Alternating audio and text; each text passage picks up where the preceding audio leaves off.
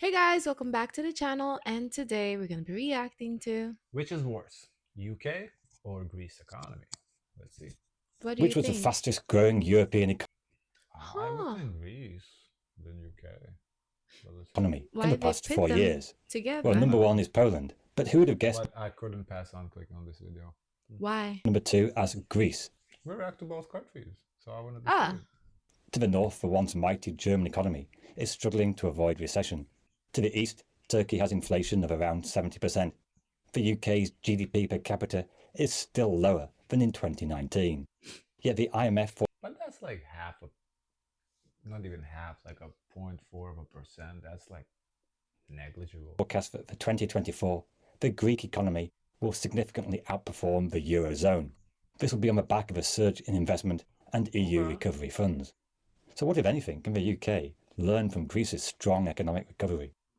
Oh, so strong. So Greece is doing well. Because yesterday we did a video about Greece's struggle. Today we're yeah. seeing Greece is doing well. Well, good for them. But first, before we place the Greek When economy on a did you put this pedestal, video? we 6 do months need ago. to be 6 months cautious ago. about the use A of lot of things economic can happen in statistics, 6 months. because the dark truth is that Greece is recovering from an economic disaster, kind of unprecedented in Western Europe in the post-war period. The Greek debt crisis saw GDP fall 18% and unemployment to soar to 25%. To put this into context, in the Great Depression, UK GDP only fell 5%. Oh. Even now, the Greek economy is still well below the 2008 peak. If 20% of your economy shuts down, you would expect to see much faster growth as you recover, and this explains some, although not all, of Greece's recovery. In fact, the first lesson the UK really needs to learn from Greece is the potential dangers and pitfalls of a single currency, especially when your economy Oh, diverges from the rest of Europe. Now, the new Labour government made encouraging signs of greater cooperation with Europe, but the idea of rejoining the European Union and, in theory, having to join the euro seems an impossible step for the UK. In the early years of the euro, some countries like Euro, I don't. Hmm. I wonder if that's ever a possibility for UK to. go back. Well, go back. Yeah, I think they could go back. I don't think that would be an issue. But like You getting think euro, so? yeah, You think so? I I don't. feel like once you leave, Nah, I don't think I it's don't that think deep. it's like that. I think you have to do something Mm, I think they can come back. I don't think Euro because EU then would say no. no, but then what precedent did I set?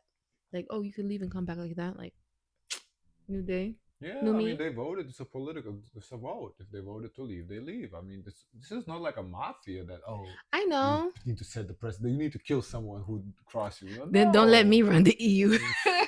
no, they can definitely join back. I don't see that as a problem.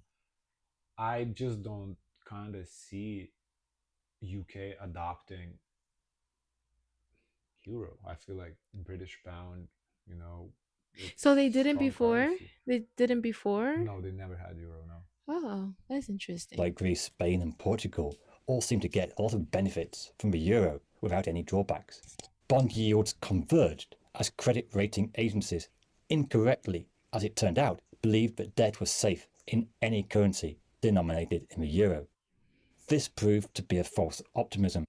Not only that, but the euro allowed wild imbalances to occur, and nowhere was this greater than in the case of Greece. The Greek economy had never really industrialized, and consumer goods were mostly imported. The Greek current account deficit I reached always thought about like, okay, like it would be hard for a country to give up their physical currency from what they had before, because I would think, oh, just to preserve history, historical purposes, and the effort it was to Well, people even still have it. keep it. Yeah, they keep it. Uh, But I mean, they keep it, but you can't use it you can or go to the bank and exchange it. I exchange it. believe, yeah, to But a the central bank bank won't put this money back out into in circulation. circulation. No, it goes to Oh, the. Well, oh, I don't know okay. what they do with it honestly. Yeah, what do they do with 15% it? What did they do with Burn it? it. I mean, if you ever go back, you can reprint it. You don't like actually physically Um, need it. You know what? I don't think they burn it. There's so much of it. I don't know if they have storage for it. You know. Mm. GDP.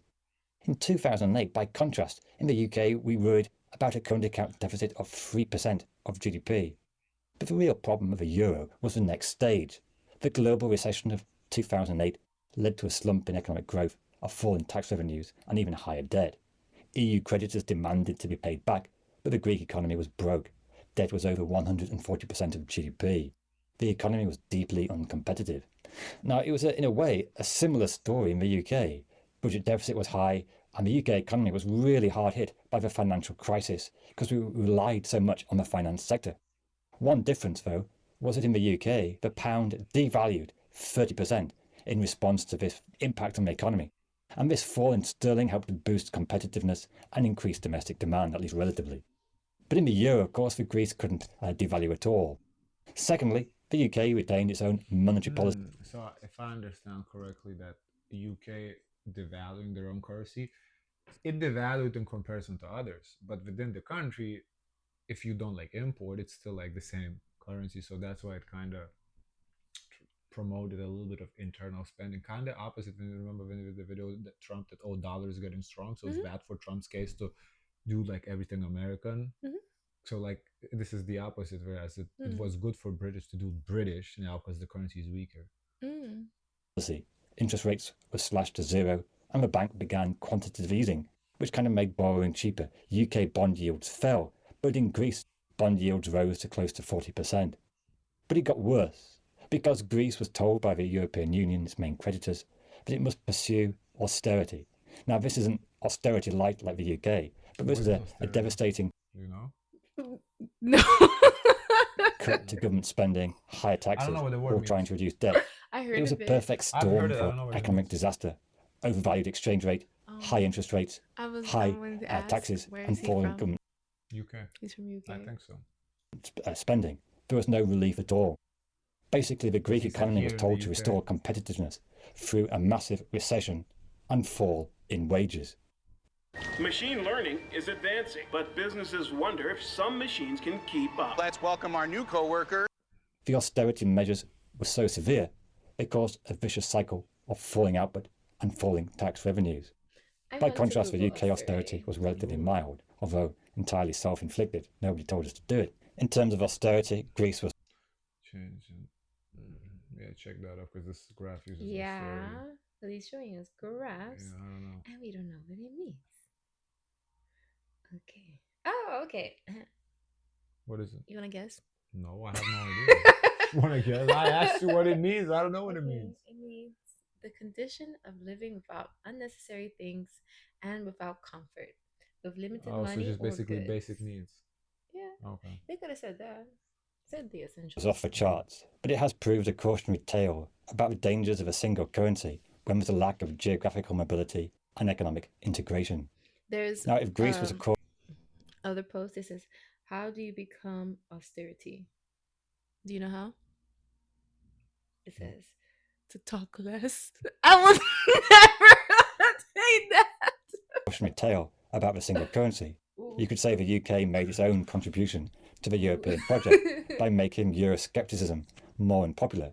Because by 2016, there was a rise in Euroscepticism, in part caused by the devastating impact of the Euro debt crisis. But Brexit in 2016 and the political and economic difficulties in subsequent years went some way to making the idea of leaving the European Union less attractive. There was a sharp reversal in attitudes to Europe. Now, ironically, after all the EU encouraged austerity of the 2010s, which was very damaging, Greece has been a major beneficiary of recent EU COVID recovery funds. Since 2021, Greece has received nearly 15 billion euros in grants and loans from the EU, equivalent to about 8% of GDP. This has been infused. 15 billion is 8% of the GDP. That means their GDP is not a lot, because to me 15 billion for a country doesn't sound like a lot of money. Like when we talk American numbers, we talk in trillions. Oh. Yeah, like, you know. But the size difference. No, I'm just saying, like. To me, 15 well, that's a lot. 15 billion is a lot. I could make it work. Yeah, but if 15 billion is 8% of their GDP, then fucking, what's his name? Musk has more money than the whole country. He has a lot of people right now. Enthusiastically taken up by the Greek economy and made a real difference to get the economy going again. And Greece's partial recovery has encouraged investment from multinationals like Pfizer and Microsoft. Greece investment started by higher public investment and then encouraging private has boomed from 10 to 15% of 238. GDP. What is it in the like? What's comparable like in terms of size? I would like to know. To be fair, because that's not fair. 238. Well, it shows up Israel for whatever reason as a Really? suggestion. 509. So almost double. Let me see. What is it? 238. Elon Musk net worth. He could only buy it like once. 432. Even Jeff Bezos, it's 243. Mm. So 2 people in the world are richer than the Greeks. Wow, that's crazy. That's ridiculous. And this has been a big factor. Not ridiculous. Greece's GDP is ridiculous. How 2 people are, how rich they are. That's what's ridiculous. In the economic recovery. But they could help Greece out. Give some money. Come on. Again, it's important to point out There that was 10% there was investment one billionaire who said that initially he promised all his money. I think Bill Gates. I think we took it back, but he said never mind. He just like incredibly low, a reflection of the economic crisis Greece felt itself in. So yes, it's good it's recovered, but it's still low by European and global standards.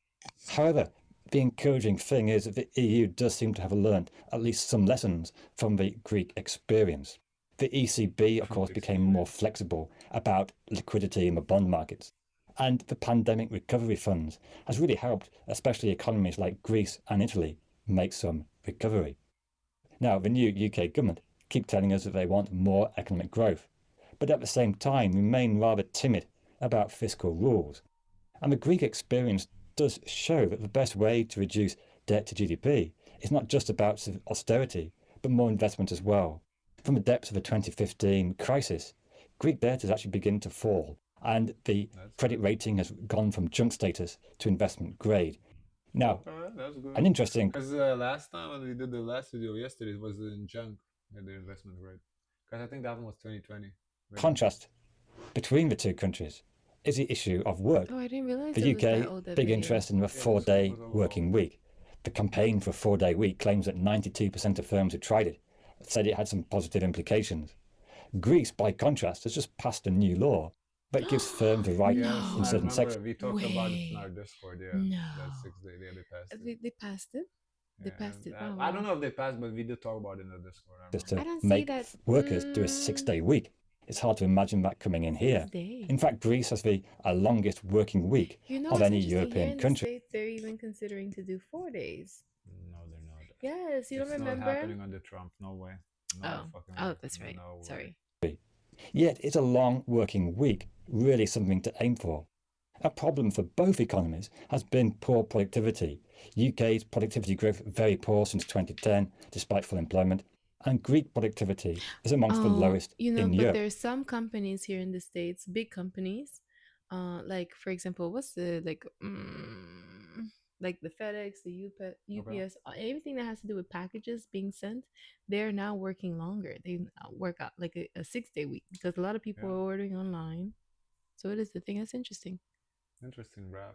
So Ireland, Norway, Germany, France, all better than America. But how did they determine this? GDP per hour worked in selected countries? Well, this is 2018 though. I'd love to see more. No, this is too old. Real economic growth and prosperity comes from capital investment, better education, which helps to improve labour productivity. Not necessarily work longer hours, but be more productive. Also, whilst Greeks may work longer hours, this is only part of the story, because another problem, shared to some extent by the UK, is that despite recent improvements, Greek unemployment is still well above the European average. The UK's own problem with people not working, although unemployment is quite low. Now, in the UK, we worry about spending too much on pensions, which actually is only 5% of GDP. Compare that to Greece, where it's 16%. So that's a big contrast between the two countries. The country is getting old. They don't procreate enough. The Greek economic recovery is really encouraging, and it shows that even if economies reach a desperate level, that they can recover. There is a lot of flexibility. Also, it shows the euro and the EU in a slightly better light than at least 10 years ago, where Greece suffered so much. And I don't think UK. However, to really understand all the implications and causes of that Greek debt crisis, this video looks at it in more detail. Honestly, he didn't answer me which one is worse. I didn't feel like he did. He summarized it a little bit, both cases, like kind of the differences. I just don't feel like he answered the question that he raised in the... I feel like he just essentially said what each country has got going on. Yeah, but which one is what I? Yeah, and what lessons you can learn from one Yeah, another. mm, So it's just for you to click it. yeah, a little clickbaity title. Mm-hmm. And it's up for you to really make your own decision. I guess. Guys, of course, let us know your thoughts. So free to like, comment, and subscribe. Join the Discord. And as always, always, always, share as much kindness as possible.